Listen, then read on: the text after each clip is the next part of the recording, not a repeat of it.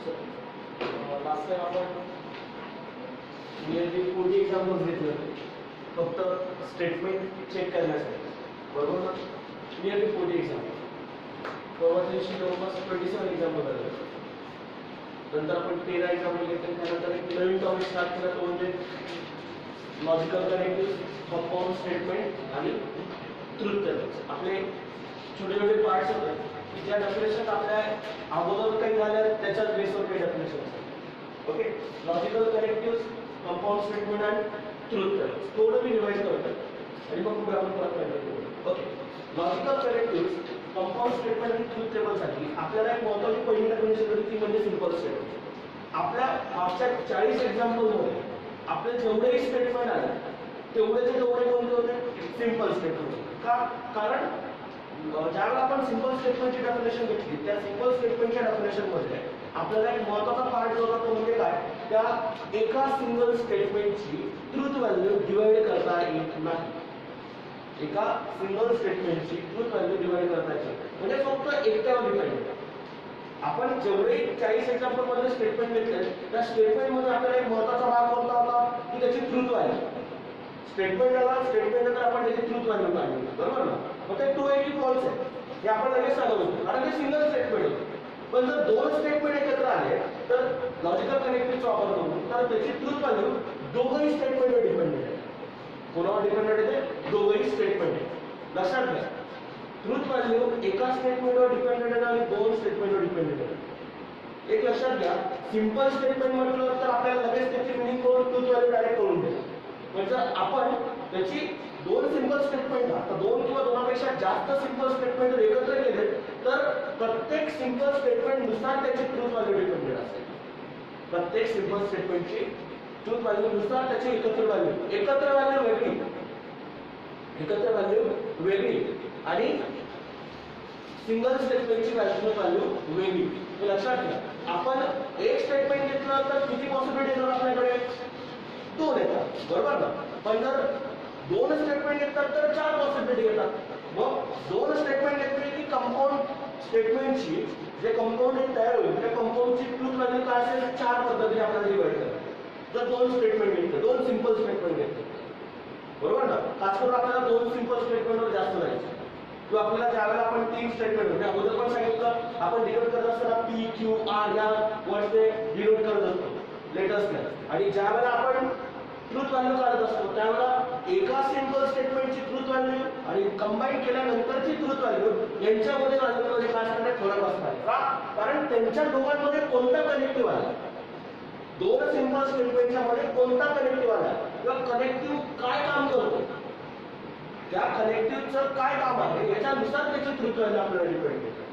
काही मध्ये आपल्याला लॉजिक लागत असेल तर आपल्याला ट्रुथ व्हॅल्यू काढत असताना आपल्याला बऱ्याच वेळा त्याला ॲझ्युम करावं लागतं. नाही, आपल्याला असंच घ्यावं लागेल. का?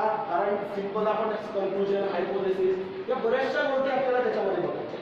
मग ज्यावेळेला आपण सिंपल स्टेटमेंटची डेफिनेशन बघितली तर त्याच्यामध्ये एक महत्त्वाचा भाग कोणता बघ की ते जे स्टेटमेंट आहे सिंगल स्टेटमेंट त्याची ट्रुथ व्हॅल्यू डिवाइड केली जाणार नाही. ती फक्त स्वतःची एकटी ट्रुथ व्हॅल्यू असते. आणि सिंपल स्टेटमेंट काय करणार आपला? आता दोन किंवा दोनापेक्षा जास्त सिंपल स्टेटमेंट जर एकत्र केले, कॉम्बिनेशन घेतलं तर त्याला काय नाव दिलं आपण? कंपाऊंड स्टेटमेंट म्हणतो. काय म्हटलं होतं? Compound statement. मग सिंपल स्टेटमेंटची डेफिनेशन काय घेतली होती?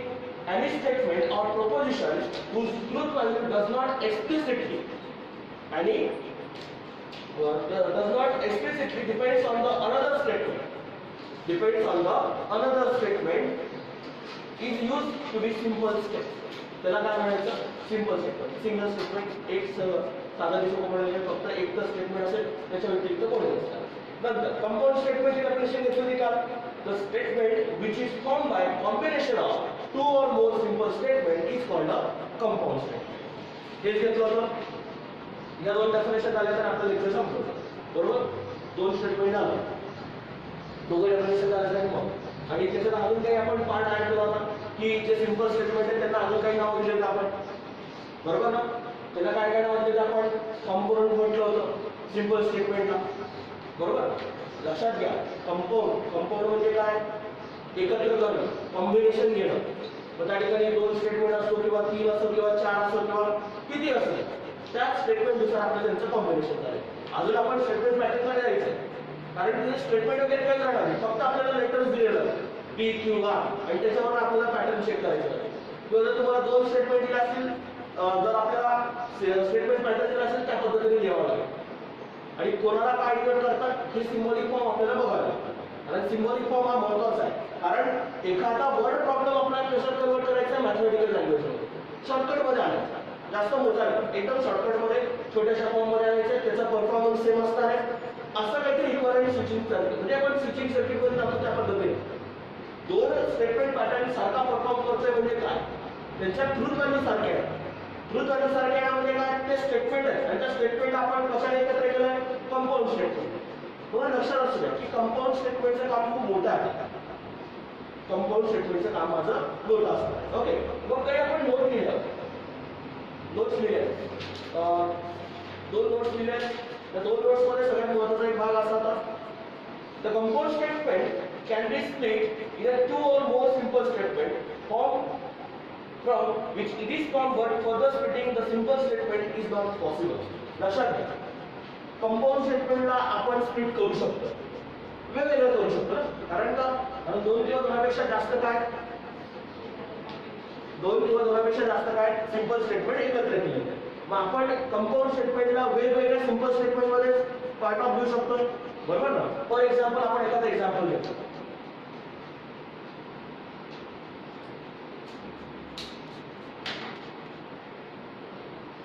एखादा स्टेटमेंट घेतो, पी स्टेटमेंट आहे. नाव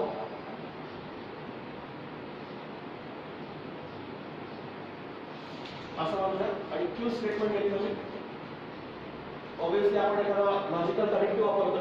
लॉजिकल कनेक्टिव्ह म्हणजे तुम्हाला मी सांगितलं आहे की 2 स्टेटमेंटला जोडणारा एखादा वर्ड, 2 स्टेटमेंटला एखादा जोडणारा एखादा वर्ड, त्याला आपण लॉजिकल कनेक्टिव्ह म्हणतो.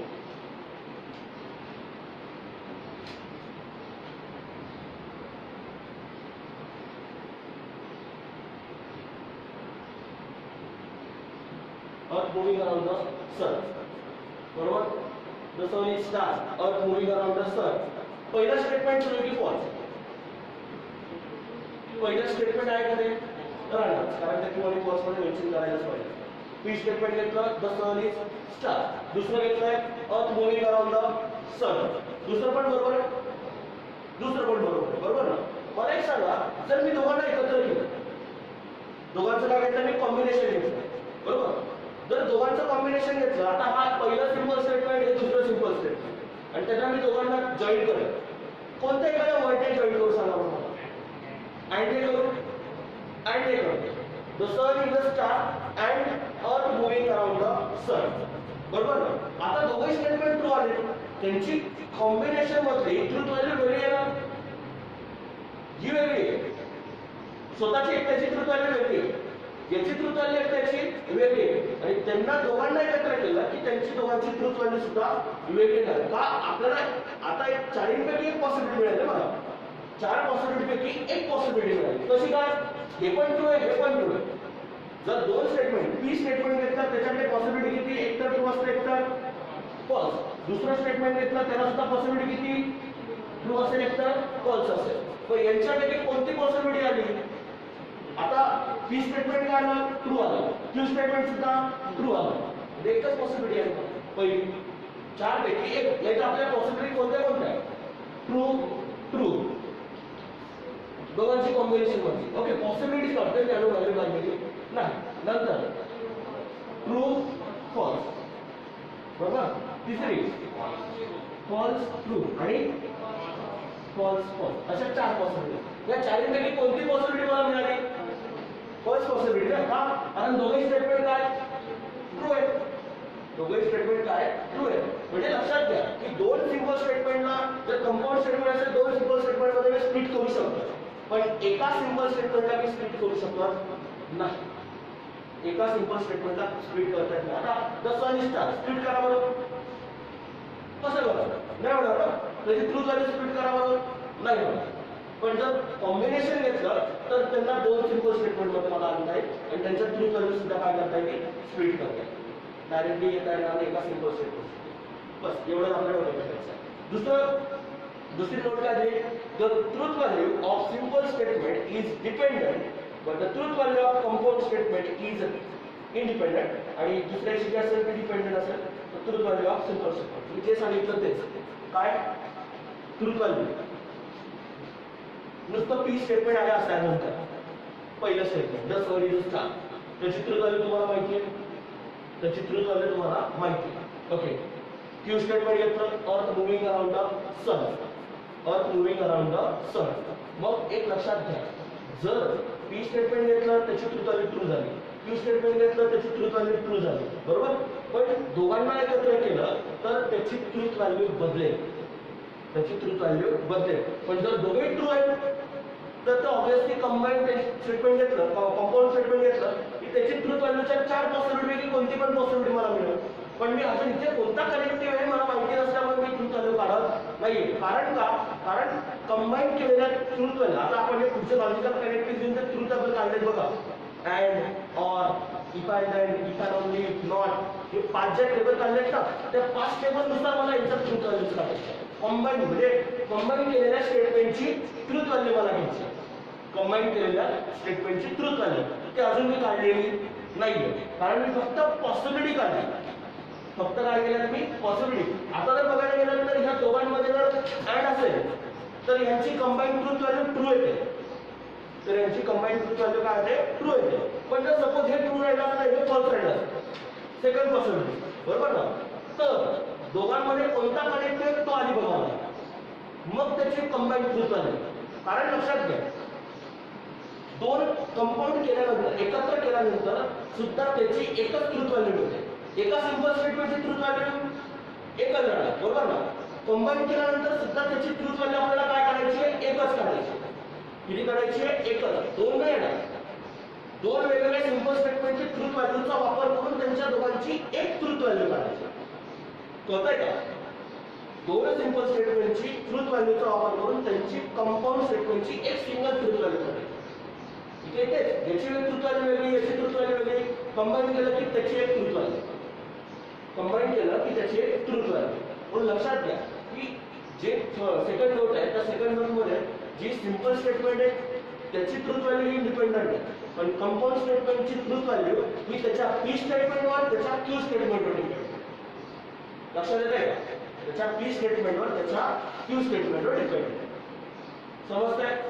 Okay, now the next part is logical connective. Actually कसं आहे माहिती का, याच्यामध्ये जेवढे एक्झाम्पलवर गेलं ना तेवढी थिअरी कळेल आपल्याला. आता थोडीशी थिअरी कशी वाटते, इलॉजिकल वाटते की आपल्याला थोडी लिंक लागायला थोडा प्रॉब्लेम होतो. पण जेव्हा एक्झाम्पलवर अप्लाय करायला गेलं की ते सोपं वाटतं. आणि पूर्ण सिलेबसमध्ये पेपर कोर्समधलं सगळ्यात सोपं चॅप्टर हे, सगळ्यात सिंपल चॅप्टर. फक्त थोडंसं आपल्याला ज्यावेळेला लॉ स्टार्ट होते, लॉज येते, ते लॉजनुसार आपल्याला स्टेटमेंट पॅटर्न रिड्यूस करावं लागतात. ते लॉज जे तुम्हाला सांगितले बघा मी, असोसिएटिव्ह, कम्युनिटिव्ह, हे लॉज, कारण त्यांचा लॉजचा वापर करून त्या स्टेटमेंटला त्यावेळेला सुचवते की कोणता लॉ यूज करायचा. पण त्यावेळेला फक्त थोडासा हार्ड टॉपिक असतो, नाही तर या चॅप्टरमध्ये हार्ड टॉपिक नाहीच आहे जवळपास. पूर्ण सिलेबस पेपर कोर्समधलं सगळ्यात सोपं चॅप्टर मॅथमॅटिकल. तर जसं जसं तुम्ही पुढे जाणार तसं ते ऑटोमॅटिकली क्लिअर होते. सगळ्यात सोपं चॅप्टर एकदम परफेक्ट होतं. ओके, नाउ पुढची जी डेफिनेशन आहे ती म्हणजे लॉजिकल कनेक्टिव्ह. आता आपण मेन पार्ट कंपाऊंड स्टेटमेंट तयार करायचे. मग आता कंपाऊंड स्टेटमेंट तयार करण्यासाठी आपल्याकडे कनेक्टिव्ह कोणते कोणते, बरोबर. तुम्हाला मी आधी पण सांगितले कनेक्टिव्ह कोणते कोणते असतात, कसे असतात, काय असतात. ओके, त्या कंपाऊंड स्टेटमेंट मध्ये आपण काय काय वापरलं पाहिजे किंवा कोणते कनेक्टिव्ह वापरल्यानंतर आपल्याला मिळणार आहे आन्सर, बरोबर. पण आपल्याकडे 5 कंपाऊंड, जस्ट 5 कनेक्टिव्ह आहेत किंवा लॉजिकल कनेक्टिव्ह म्हणजे काय, आपण जे लॉजिकल कनेक्टिव्ह आता बघणार तर लॉजिकल कनेक्टिव्ह म्हणजे आहे काय हे आपल्याला आता लक्षात घ्यायचं. कारण लॉजिकल कनेक्टिव्हचं काम काय, जर सपोज अँड घेतला तर पहिल्या स्टेटमेंटचा दुसऱ्याचा संबंध काय, बरोबर ना. पी अँड क्यू, मिनिंग काय होतं बोलायचा, पी अँड क्यू, हा आणि तो म्हणजे काय, अँड काय करतोय, दोघांना जोडतोय, ऑब्विसली जोडतोय. पण हा पण आणि तो पण मी असं म्हटलं पी और क्यू, पी और क्यू, हा किंवा तो, हा किंवा तो. आपण युनियन आणि इंटरसेक्शन वरच आपण घ्यायचं बघा, अँड आणि ऑर जर असलं तर काय करतो. अँड आणि ऑर यांच्या दोघांमधलं काम काय, अँडचं आणि ऑरचं काम काय, दोघांमधलं काम काय म्हणतात. अँड आला तर काय संबंध दिसतो. जर सपोज एक वाक्य घेतलं, मध्ये अँड टाकला आणि दुसरं वाक्य घेतलं, मग काय मिनिंग काय करतं, हा आणि तो असं काहीतरी म्हणतो. पी अँड क्यू, अँड हा आणि तो. म्हणजे ऑब्विसली म्हणायला गेलं तर आपल्याला काय वाटतंय, अँड घेतला की दोघांमध्ये काहीतरी संबंध, दोघांमध्ये. म्हणजे जी ट्रुथ व्हॅल्यू असेल ती ट्रुथ व्हॅल्यू काढत असताना आपल्याला विचार करावा लागतोय की अँड कोण आहे, अँड कोण आहे, पी अँड क्यू, बरोबर ना. म्हणजे पीचा आणि क्यूचा संबंध खूप जवळचा आहे, बरोबर. पण ऑर म्हटलं की ते दोघं कसे वाटतात, एकतर तो असेल एकतर हा असेल ना. दोघं संबंध जवळचे आहे का, दोघं एकत्र येतील का, नाही. एकतर तो एकतर, बरोबर ना. पी ऑर क्यू, बरोबर. पी अँड क्यू, पी आणि क्यू, पी ऑर क्यू, दोघांमध्ये काहीतरी संबंध असतात, बरोबर. म्हणजे एक लक्षात घ्या, हे अशा फ्रेजेस किंवा वर्ड्स आहेत, ग्रुप ऑफ वर्ड्स, आपण याला ग्रुप ऑफ वर्ड्स म्हणतो. लॉजिकल कनेक्टिव्हिटी डेफिनेशन बघा. कशी logical connectivity definition, the phrases or group of the words and or word used to combine simple statement are called logical connectors. तेच मी जे सांगितलं तेच. म्हणजे फ्रेजेस असतील काही किंवा ग्रुप ऑफ वर्ड असतील की त्यांच्याने दोन स्टेटमेंट काय केले जातात, जोडले जातात. दोन स्टेटमेंट काय केले जातात, जोडले जातात. त्याला काय म्हणायचं, लॉजिकल कनेक्टिव्हिटी. म्हणजे सांगितले ते कंपाऊंड स्टेटमेंट तयार करण्यासाठी दोन सिंपल स्टेटमेंट एकत्र करून आपल्याला जो कंपाऊंड स्टेटमेंट मिळतंय, त्या दोन सिंपल स्टेटमेंटला जोडण्यासाठी जे कनेक्टिव्ह किंवा जे फ्रेजेस किंवा जो ग्रुप ऑफ वर्ड वापरला जातो, तो ग्रुप ऑफ वर्ड म्हणजे काय, लॉजिकल कनेक्टिव्ह. तो ग्रुप ऑफ वर्ड म्हणजे काय, लॉजिकल कनेक्टिव्ह. आपल्याकडे भरपूर वर्ड्स आहेत. चला सांगा बरं मला कोणते कोणते वर्ड्स येतील, बरोबर सांगा. And, or, but, as well as, if. म्हणजे हा ग्रुप ऑफ वर्ड झाला का, हे छोटे सिंगल वर्ड होते, फ्रेजेस होते, छोटे छोटे वर्ड होते, पण हा ग्रुप ऑफ वर्ड झाला का, कारण इफ नंतर वाक्य येतं, मध्ये दे येईल आणि मग त्यानंतर वाक्य, बरोबर ना. इफ डॅश डॅश मध्ये वाक्य, देन आणि मग dash dash. If and then, group of word, बरोबर ना. अजून इफ अँड ओनली, आपण group of word either or, either this or this, मध्ये गॅप असेल, either dash dash or dash dash आपण म्हणतो ना. अजून नाही झालं, अजून नॉट ओनली बट ऑल्सो, अजून फायदे,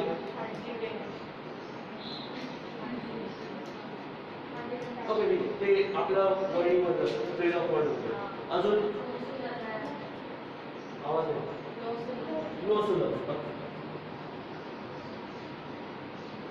तुम्ही हे इंग्लिशमध्ये घेतलेत ना, बरेचसे घेतलेत इंग्लिशमध्ये, तुम्ही कनेक्टिव्ह वापरलेत बरेचसे काही कनेक्टिव्ह, म्हणजे ग्रामॅटिकलमध्ये असते, बरोबर ना. तो हा जास्त त्रास असतो, जास्त वेळेला तो बऱ्याच वेळा प्रॉब्लेम होतो.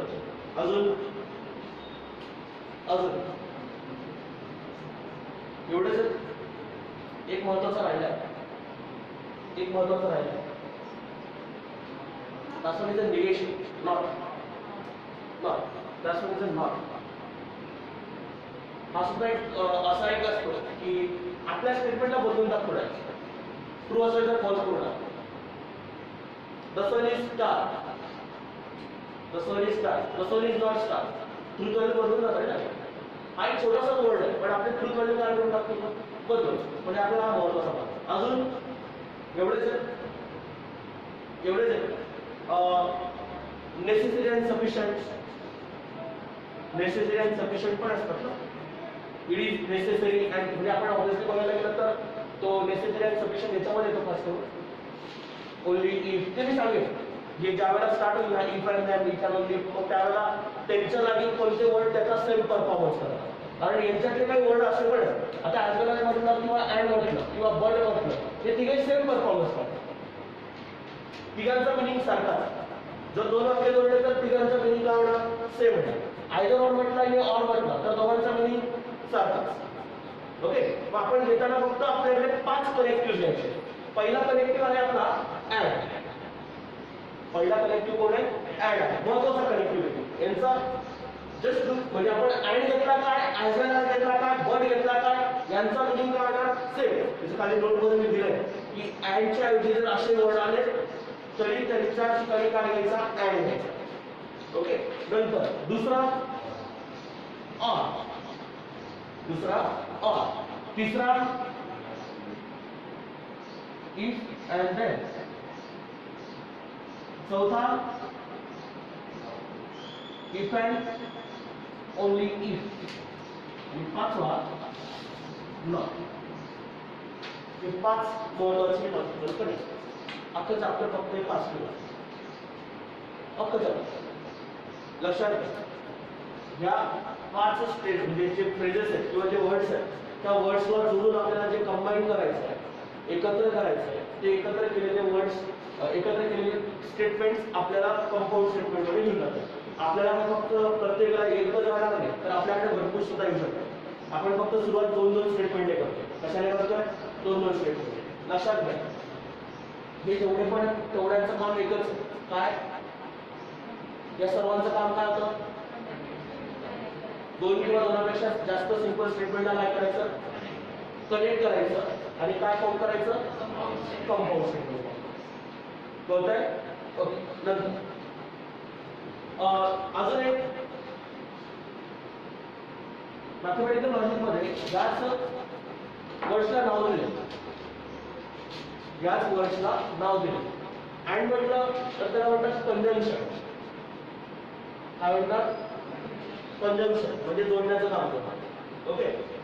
ऑर म्हटला disjunction. Okay. If and then म्हटला त्यासाठी म्हटलं इम्प्लिकेशन.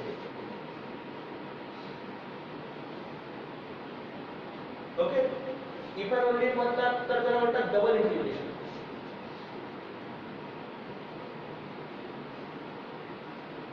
आणि नॉट म्हटला तर त्यासाठी म्हणतात निगेशन. त्याला काय म्हणतात निगेशन. लक्षात घ्या प्रत्येकाला मॅथमॅटिकल लॉजिक मध्ये नाव दिलेले हे आपण रेग्युलर लाईफ मध्ये वापरतो बरोबर ना. पण मॅथमॅटिकल लॉजिक मध्ये लोक यांना सगळ्यांना नाव दिले. ऍड म्हटलं तर कंजंक्शन. ऍड म्हटलं तर कंजंक्शन. ऑर म्हटलं तर डिसजंक्शन. इफ अँड देन म्हटलं तर इम्प्लिकेशन. इफ अँड ओनली म्हटलं तर डबल इम्प्लिकेशन. नॉट म्हटलं तर निगेशन. इफ अँड देन ला अजून म्हणतात कंडिशनल. त्याला अजून काय म्हणतात कंडिशनल. आणि याला म्हणतात biconditional. If and only काय म्हणतात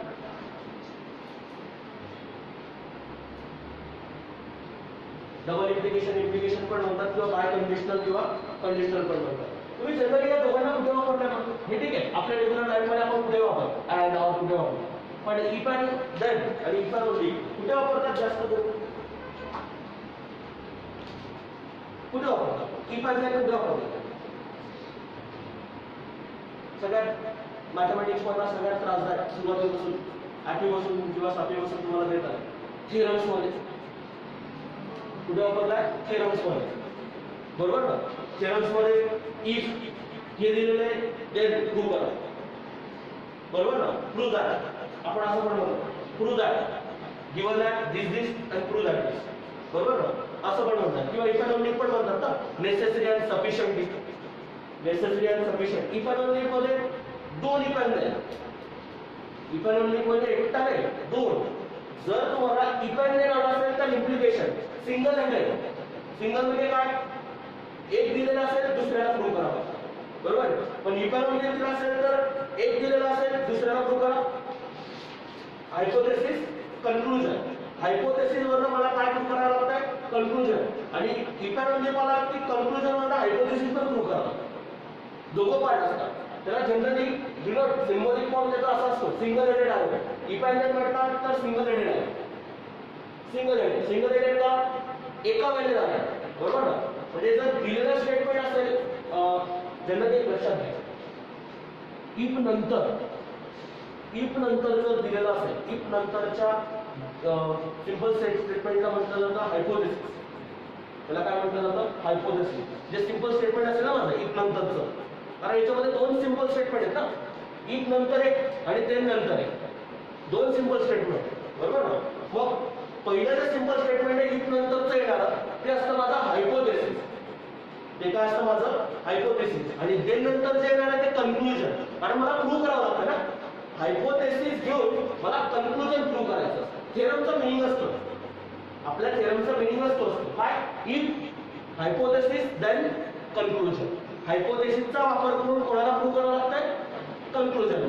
तेच करतो ना आपण, जे दिलंय त्याचा वापर करा आणि त्याला आपल्याला प्रूव्ह करायचं त्याला प्रूव्ह करून दाखवा. मग तेच आपण करतो, बरोबर ना? मग सिंगल हेडेड आहे काय सांगतोय? जर इथे इफ नंतर, ओके, इफ नंतर इथे काय माझा हायपोथेसिस आहे, बरोबर? तर मला देन नंतर काय प्रूव्ह करावं लागेल? कन्क्लुजन प्रूव्ह करावं लागेल, बरोबर ना? म्हणून हायपोथेसिस वरनं कन्क्लुजन प्रूव्ह करायचं एका वेळेला, बरोबर? पण ज्यावेळेला आपण इफॅनॉलॉजी केलं त्यावेळेला डबल हेडेड आहे. त्याचा सिम्बॉलिक फॉर्मच आहे, डबल हेडेड आहे. काय? Double headed. जर सपोज मी इथे पी स्टेटमेंट घेतलं, इथे क्यू स्टेटमेंट घेतलं, तर पी कोड माझा दोघे सिंपल स्टेटमेंट आहे. पी आणि क्यू कोड आहे माझे सिंपल स्टेटमेंट आहे. मग मला सांगा P is a hypothesis, P is a hypothesis. पहिलं सिंपल स्टेटमेंट इफ नंतरचं जे स्टेटमेंट असेल, सिंपल स्टेटमेंट असेल, ते कोण असेल? माझं हायपोथेसिस. आणि देन नंतरचं जे सिंपल स्टेटमेंट असेल ते कन्क्लुजन, बरोबर ना? If P then Q, if P then Q, म्हणजे मला पी चा वापर करून कोणाला प्रूव्ह करायचंय? क्यू ला प्रूव्ह करायचं. पण इफॅनॉलॉजी मध्ये गेलो की त्यावेळेला आपल्याला काय करावं लागेल? इफॅनॉलॉजी मध्ये जर पी इफॅनॉलॉजी क्यू डबल हेडेड आहे ना, म्हणजे मला पी वरनं काय प्रूव्ह करायचंय? क्यू. म्हणजे आपल्याला ज्यावेळेला फर्स्ट पार्ट आपल्याला दोन केसेस तयार येतात, नेसेसरी आणि दुसरी सफिशियंट. मग पहिली केस मला प्रूव्ह करावी लागते ती म्हणजे पी इम्प्लाइज क्यू. पहिली केस काय प्रूव्ह करावी लागते मला? P implies Q. That's one is a necessary condition. That's one is a necessary. आणि दुसरी कंडिशन क्यू इम्प्लाइज. ज्या वेळेला या दोन केसेस प्रूव्ह होतील तेव्हा पी डबल इम्प्लाइज क्यू. त्याच्याशिवाय दिलेलं इम्प्लिकेशन डबल इम्प्लिकेशन प्रूव्ह होणार नाही. डबल इम्प्लिकेशन मध्ये दोन आपल्याला इम्प्लिकेशन, म्हणजे डबल इम्प्लिकेशन साठी आपल्याला दोन इम्प्लिकेशन प्रूव्ह करावे लागतात. हायपोथेसिस वरनं कन्क्लुजन, नंतर कन्क्लुजन वरनं हायपोथेसिस. हे प्रूव्ह करावंच लागतं. तुमच्या थेरम्स मध्ये तुम्ही त्याला कॉन्व्हर्स म्हणतात. तुमच्या थेरम्स मध्ये तुम्ही कॉन्व्हर्स म्हणायचं. ऐका लक्षात, कॉन्व्हर्स, नाव कॉन्व्हर्स. काही काही थेरमच्या ठिकाणी आपल्याला कॉन्व्हर्स इज नॉट ट्रू असं पण म्हटलेलं असायचं, बरोबर ना? 10th मध्ये खास करून जे मॅथमॅटिक्स मध्ये जे ट्रायंगलचे थेरम्स होते त्याच्यात इफॅनॉलॉजीचा पार्ट होता. तर त्यावेळेला आपण काय करायचो? इफ पी इफॅनॉलॉजी क्यू असं काहीतरी मेन्शन होतं. मग पहिला पार्ट नेसेसरी प्रूव्ह केला. हा जो पहिला पार्ट आहे पी वरनं क्यूला प्रूव्ह करणं तो नेसेसरी पार्ट असतो, आणि क्यू वरनं पीला प्रूव्ह करणं तो सफिशियंट पार्ट असतो. That's why is a necessary and sufficient condition. त्यालाच काय म्हणतात? Necessary and sufficient condition. आणि नेसेसरी सफिशियंट कंडिशन प्रूव्ह झाली तरच माझं इम्प्लिकेशन डबल इम्प्लिकेशन काय होतं? प्रूव्ह होतं. त्याच्या व्यतिरिक्त होणार नाही. कळतंय ना? म्हणजे हे दोन कॉम्प्लिकेटेड आहेत दोघं पण. बाकीचे सोपे आहेत, बाकीचा काही एवढा त्रास. पण हे जे दोन आहेत ते थोडेसे लेवलिंग त्यांची चेंज होतात. दोघांमधला आपल्याला फरक तिथला जाणवला. आलं लक्षात? फरक काय होतो दोघांमध्ये? मिनिंग काय होतं दोघांचा?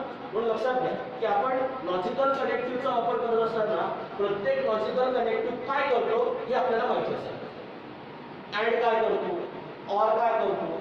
इफॅनॉलॉजी मध्ये तुम्ही जनरली वापर केला असेल. इफॅनॉलॉजीचा आता थेरममध्ये तुम्ही खास करून करायचा नेसेसरी कंडिशन प्रूव्ह करताना. डबल इम्प्लिकेशन मध्ये इफॅनॉलॉजी मध्ये पी डबल इम्प्लाइज क्यूला कसा वापर करतात बरोबर ना? त्यांच्यासाठी दोन कंडिशन कशा लागतील? त्यांच्यासाठी दोघही कंडिशन, कारण ह्या दोघंही प्रूव्ह होणं हे आपल्याला मस्त आहे. बरोबर ना? दोघंही प्रूव्ह होणं, दोघंही म्हणतात दोघांपैकी एक नाही, याच्यात पण ऍड आणि ऑर, याच्यात पण ऍड आणि ऑर. मी काय म्हटलं? दोघंही प्रूव्ह व्हायला पाहिजे. मी असं म्हटलं का दोघांपैकी एक व्हायला पाहिजे? दोघंही प्रूव्ह व्हायला पाहिजे. दोघंही प्रूव्ह व्हायला पाहिजे म्हणजेच काय? दोघे प्रूव्ह व्हायला पाहिजे म्हणजे काय? ऍड पाहिजे का दोघांमध्ये? ही पण कंडिशन आणि ही पण कंडिशन. दोघांमध्ये कोण आलं? ऍड आहे ना? ही पण आणि ती कंडिशन, ही कंडिशन पण आणि ही कंडिशन पण. मी असं म्हटलं का एक तरी व्हायला पाहिजे, एक तरी व्हायला पाहिजे असं म्हटलं का मी? दोघांमध्ये फरक आहे ना, दोघांमध्ये फरक आहे. म्हणून लक्षात घ्या, ऍड किंवा ऑर किंवा जर माझी दोघांपैकी एक जरी कंडिशन फेल झाली तर हे प्रूव्ह होणार. म्हणून मी दोघांमध्ये ऍड केलं, ही पण आणि ही पण, दोघंही कंडिशन लक्षात घ्या. ही किंवा ही नाही, P implies Q or Q implies P नाही, कारण ते सॅटिस्फाईड होणार. म्हणून लक्षात असू द्या की ऍडचं काम काय असतं, ऑरचं काम काय असतं, त्याच्या वर्डिंग नुसार आपल्याला मिनिंग ठेवावं लागतं. डिपेंडेंट मध्ये सुद्धा आपल्याला ते लक्षात ठेवावं लागेल, कारण तो फ्रेजेस आहे, दोन वर्ड जॉईन केले, त्यामुळे आपल्याला त्यांचा मिनिंग लक्षात असायला पाहिजे. मग आपण एक लक्षात घ्या की आपण कनेक्टिव्ह त्यांचे सिम्बॉल्स किंवा आपण आता त्याचा एक छोटासा टेबल आपण ड्रॉ केलेला आहे. ओके, त्यांचे सिम्बॉल्स नुसार त्यांना नावं काय असतात, तीन कॉलम तयार करतात, त्या तीन कॉलम नुसार आपल्याला त्यांचं कनेक्टिव्ह आपण पुढे बघू. पण आपण त्याच्या अगोदर त्यांचे सिम्बॉलिक फॉर्म्स काय काय ते सिम्बॉलिक फॉर्म्स बघू. पहिला कनेक्टिव्ह कोण आहे माझं? And. That's first connective is and. बरोबर ना? त्याचा सिम्बॉल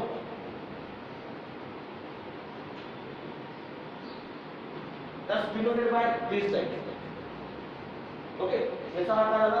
सिम्बॉल झाला. बरोबर ना? आणि त्याचं कंपाऊंड स्टेटमेंट आपण त्याला काय म्हणतात? कंजंक्शन. कंपाऊंड स्टेटमेंटला काय म्हणतात आपण? कंजंक्शन म्हणतात. that's why the logical connective is and. symbolic form is just like and. compound statement काय आहे माझं? कंजंक्शन. म्हणजे त्याचं नाव आहे, एकत्र केलं आहे. that's why the conjunction of two statements by using and. बरोबर? नंतर दुसरं or. just look like we, थोडासा बी असेल, त्याला आपण कंपाऊंड स्टेटमेंट मध्ये काय म्हणणार? डिस्जंक्शन. नंतर तिसरं if and then. if and then म्हणजे ऑब्वियसली सिंगल हेडेड एरो किंवा असा काहीतरी डिनोट केला असेल. Okay, single headed arrow if then. Okay, नंतर त्याला आपण काय म्हणतो? कंपाऊंड स्टेटमेंट मध्ये इम्प्लिकेशन किंवा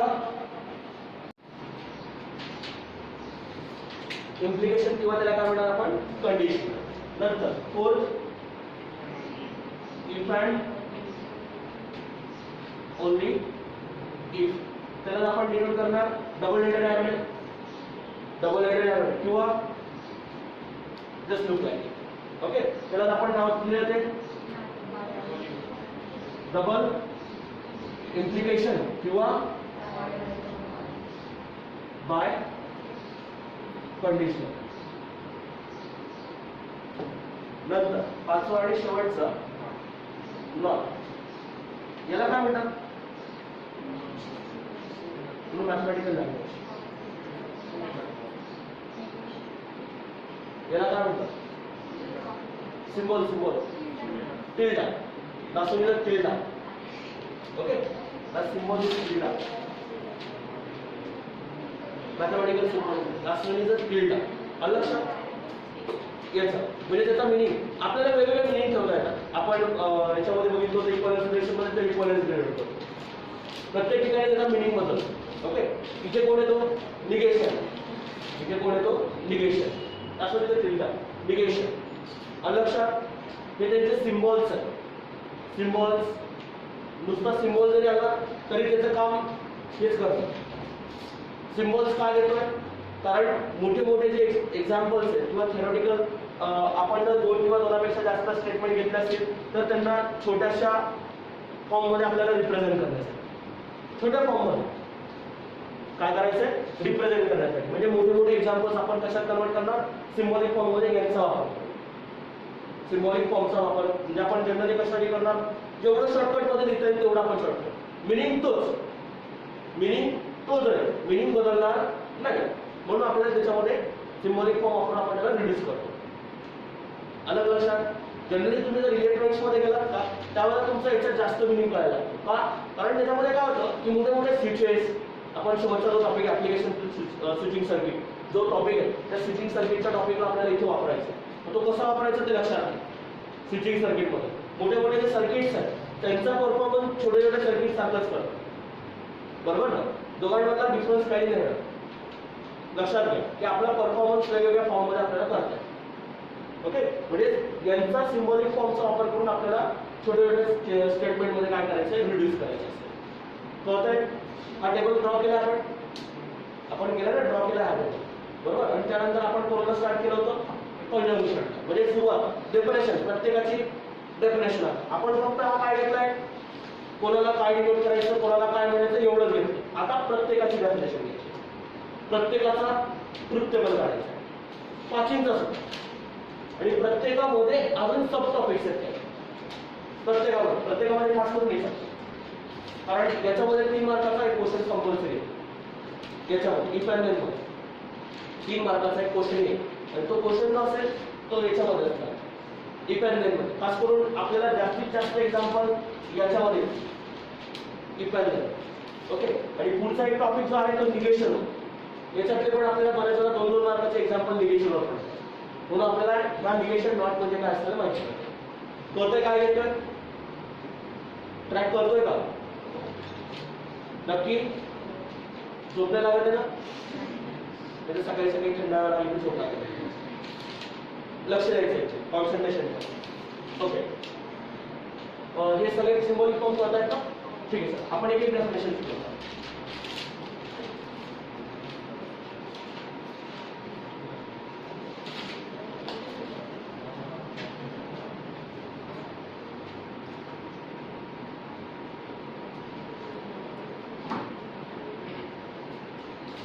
पहिले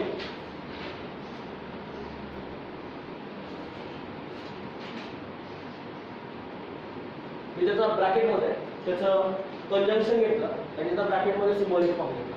सिम्बॉलिक जो नोटेशन आहे ते सिम्बॉलिक फॉर्म घेतला. बरोबर. त्याला आपण अजून काय म्हणतो? अँड. ओके. नाव डेफिनेशन वाचायची. चला.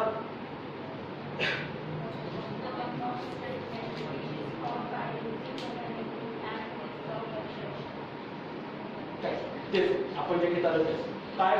द कंपाऊंड स्टेटमेंट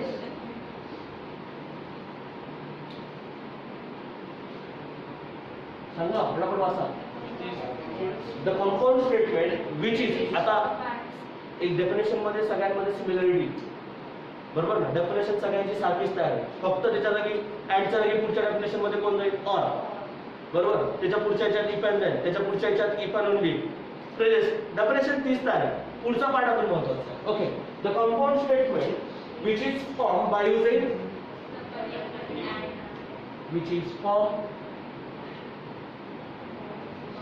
युजिंग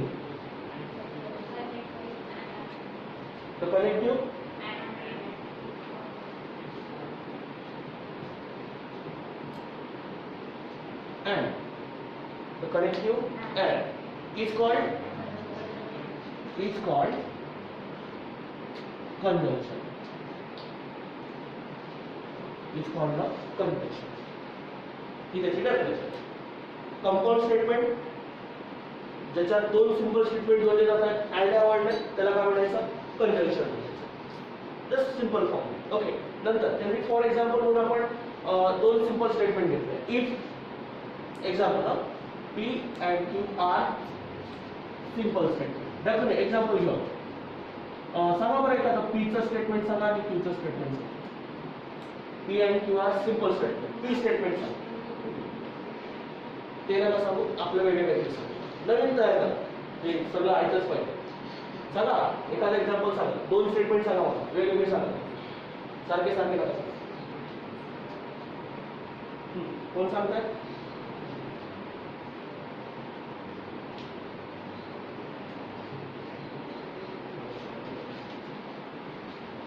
हा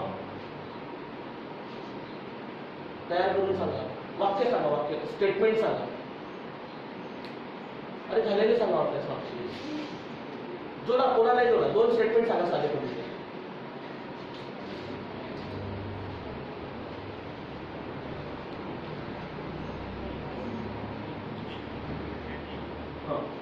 दुसरं तुम्ही सांगा.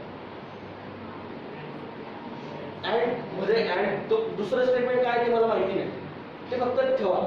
दुसरं काही करू सांगा आपण. ते काही असू त्याच्याशी आपल्याला काही घेऊ. सांगा. Ganga big river in India. बरोबर. मग यांच्या दोघांना आपण कंबाईन करायचं आहे बाय युजिंग अँड ह्या लॉजिकल वे. मग दास पी अँड क्यू हे काय असेल त्याचं. पी अँड दोघांमध्ये पी अँड काय वापरलंय क्यू इज द कंजंक्शन. हे काय असेल कंजंक्शन असेल. बरोबर. आणि त्याला सिम्बॉलिकली कसं दिलं जातं पी अँड क्यू. त्याचा सिम्बॉलिक फॉर्म आहे कोणाचा पी अँड क्यू. पी कोण होतं. पी कोण होतं सिंपल स्टेटमेंट होतं. क्यू कोण होतं मग P and Q. P and Q लिहिताना कसं येणार आहे वाक्य सांगा.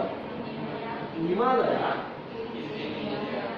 Is in India and Ganga is big river in India. बरोबर आहे का. लक्षात घ्या. 2 वाक्य. Himalaya is in India, Ganga is a big river कशाने जोडले आणि त्याचा सिम्बॉलिक फॉर्म काय होता पी अँड क्यू. काय हा पी अँड क्यू हे कंजंक्शन आहे. बरोबर ना. तुम्ही एवढं वाक्य लिहिलं काय आणि पी अँड क्यू लिहिलं काय सारखंच दिसतंय. कारण पी तुम्ही डिनोट केलं ऑलरेडी वाक्य. पी काय Himalaya is in India. Q काय तुम्ही एवढं मोठं लिहिण्यापेक्षा जर एवढं लिहिलं P and Q. 2 simple statement कशाने जोडले अँड या लॉजिकल कनेक्ट. कुठल्या अँड ह्या लॉजिकल कनेक्ट. बरोबर आहे. लक्षात घ्या की याचा सिम्बॉलिक फॉर्म कसा असेल पी अँड क्यूचा सिम्बॉलिक फॉर्म असेल. बरोबर आहे. याच्यात विशेष बघण्यासारखं काहीच नाही. फक्त कंपाऊंड स्टेटमेंट अँड या लॉजिकल कनेक्टिव्हने जोडलेलं असेल त्याला कंजंक्शन म्हणायचं. 2 सिंपल स्टेटमेंट घेतले त्याला पी अँड क्यूच्या फॉर्म मध्ये जोडले. बस एवढं आपल्याला बघायचं. कळतंय. ओके ठीक आहे. आपण ट्रुथ टेबल वगैरे उद्या बघू. चालेल. ट्रुथ टेबल बाकीचा अजून पार्ट उद्या परत आपण याला घेऊ आणि मग पुढे अजून कंटिन्यू करू. चालेल ठीक आहे.